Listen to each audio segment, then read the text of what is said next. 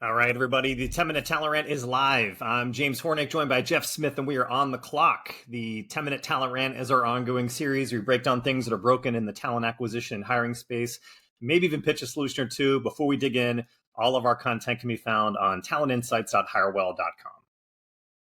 Ready, Jeff? I'm ready. How you feeling about this week? All right. We're ready to go. Nice. Yeah. I've made myself look somewhat presentable. Sort of acceptable. Trying to clean it up here on the 10-minute talent rant these days.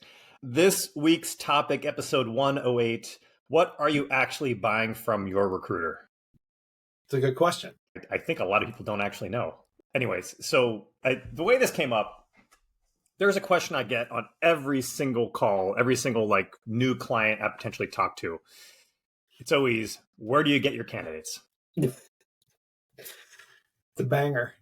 Yeah. Shout out to my dad, by the way, whose main question to this day, I've done this for 20 years, is, he doesn't get the job, by the way, still, is, did you get any new recruits lately? I am not kidding when I say that. It's literally verbatim, like I'm sitting at the ROTC booth at Michigan State University trying to recruit people to go. Yeah, so...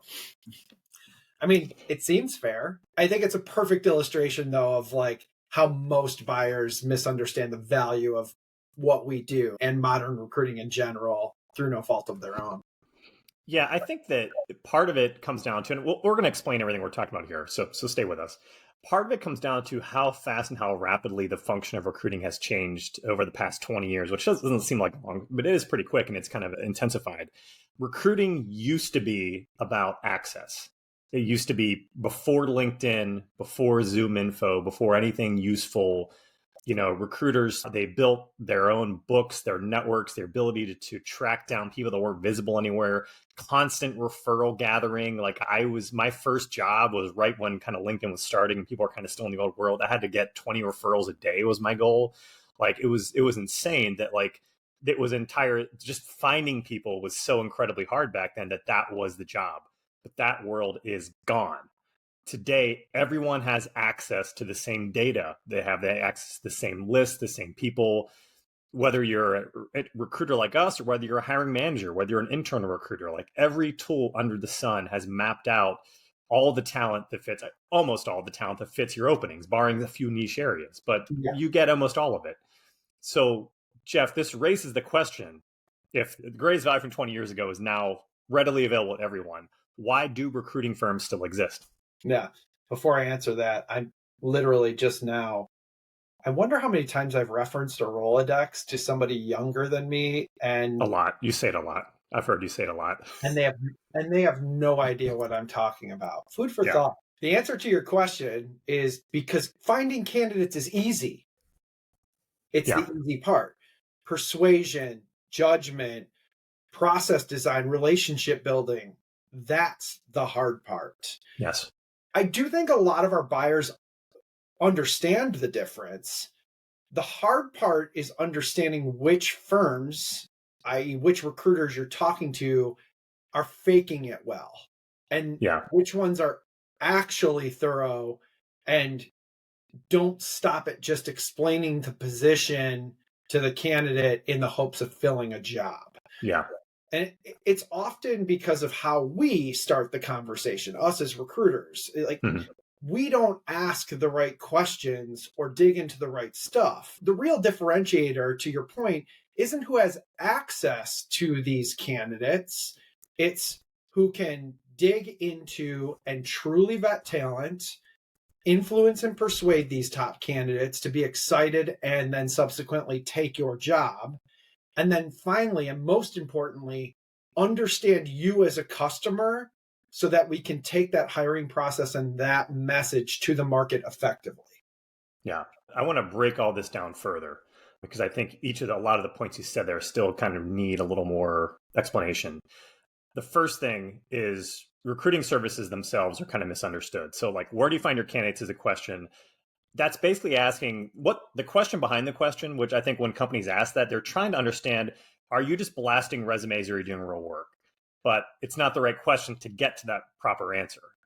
I think everyone's got. It's wild to think how many rightfully, how many potential customers think that we have this database of active candidates that we can submit right away? It's patently false for anybody that's like listening. Yeah.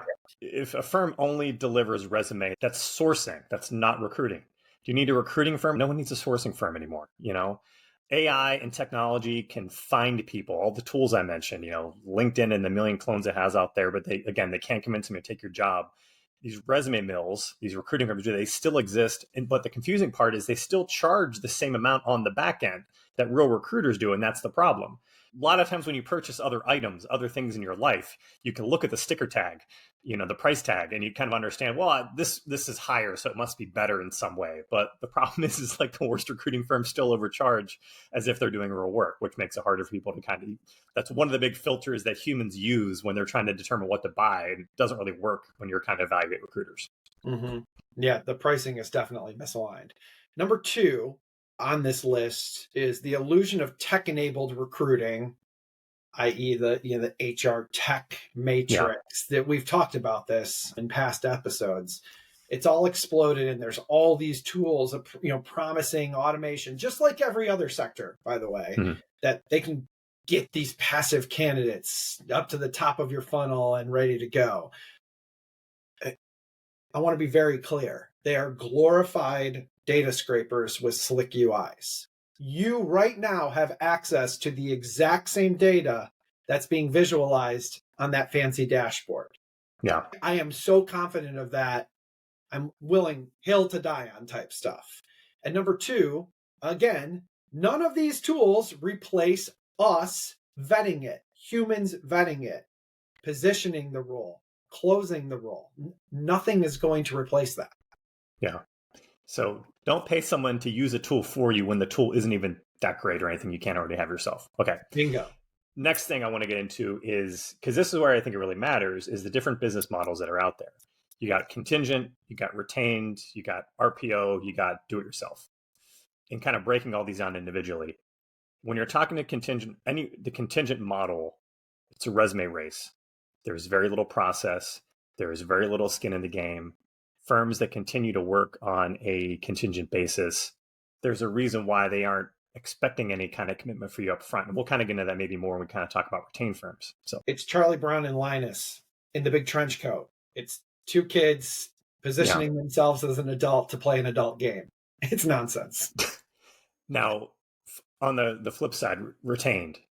And granted, not every retained firm is great, but what I'm saying is the intention there is there's an actual partnership. There's a higher level process. There's deep alignment. There's someone actually charging you for their time because it's actually valuable. No firm goes the extra mile that does real work for free. Like, ask yourself, whatever you're listening to, whatever your company sells, software, marketing service, tech consulting, whatever, do you start a scope of work or create a software without any kind of buy-in or commitment from a client? No, you don't. I guarantee that you don't. But now ask yourself the flip side of that is like a firm like yours, maybe a competitor of yours, who would actually start a scope of work like that, creating custom software or whatever it is, without any kind of upfront commitment. Is that a good firm? Is that kind of a shitty firm? There's no difference here. Yeah, any company that is putting forth like a free weeks of service, that is requiring zero human lift on the back end. None. It's a completely automated process. Third way in which recruiting firms go to market is RPO. It's very simple. It's a volume-driven play. It's less consultative and can be very useful in the right use cases. You think, in high turnover manufacturing, floor type settings, these solutions work. There's a lot of turnover. You need new bodies that can weld. No offense, welders, you're great, but gets the next set of welders in, right? Fourth, what we kind of are zeroing into, the automation do-it-yourself. It's really, really good for entry-level sourcing. It's useless for closing anything really kind of above and beyond that, especially in like senior management executive level roles. The point is you get what you pay for. If you are pressing a button hoping that it will solve all of your ills in recruiting and paying a $400, shopping cart price tag, it's not going to work.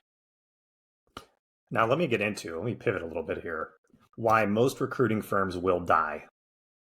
This is the bold part. And this is not hyperbole. The last 2 years have been difficult for recruiting firms. Hiring's been down. It's been challenging. It's been tough for us, but it's tough for everybody.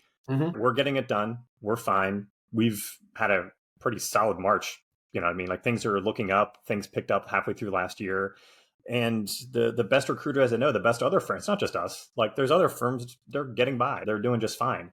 But I know a lot that have gone out of business. There's a lot of places out of business. There's a lot of places about to go out of business.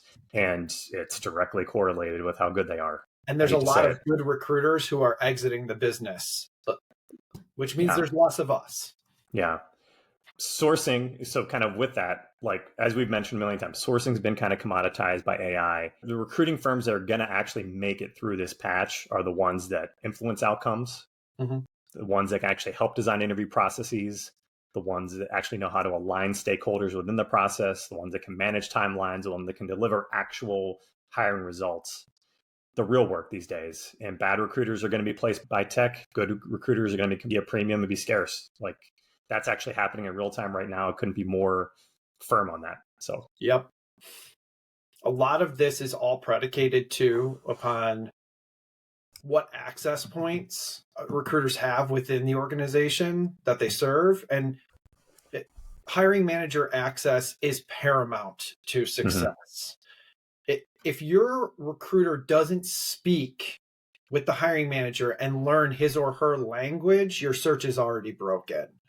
One good intake conversation can make or break a project, namely because the hiring manager becomes whatever X more invested into the partnership and feels like the recruiter's the real deal. That's part of this equation. Blocking recruiter access isn't protecting human resources. It's literally sabotaging the outcomes. Too long didn't read. Great recruiting is a partnership, not a transaction, and that's never going to change. Yeah. Now, takeaways. Going a little bit long this week, that's fine. Again, what are you actually buying? You're not buying data. You're not buying names. You're not buying access. You're buying judgment, nuance, influence, relationship building, storytelling, the ability to evaluate a fit, someone who can manage the process, and questions you need to ask in the buying process or understanding the firms you're working with. Can they do those things? Do you trust them to do those things? Do you trust them to be the right kind of partner internally and represent you externally? If you don't get a sense of like business aptitude when you talk with someone, just because like they are not the real deal. Yeah. If you're only paying, or want recruiting to access resumes, final thought, buy our pipeline tool. We have thought of that. We do want to monetize it and turn it into a service offering. Or, like you said, James, just do it yourself. The data's out there. It's really not that complicated. Yeah. We're short on clock. It's a wrap for this week. Another one in the bag, Jeff. Thanks for tuning in to the 10-Minute Talent Rant, part of the Talent Insights series, which is always available for replay on talentinsights.hirewall.com, as well as YouTube, Apple Podcasts, Google Podcasts, Spotify, and Amazon. Jeff, thanks again as always. Everyone out there, see you soon.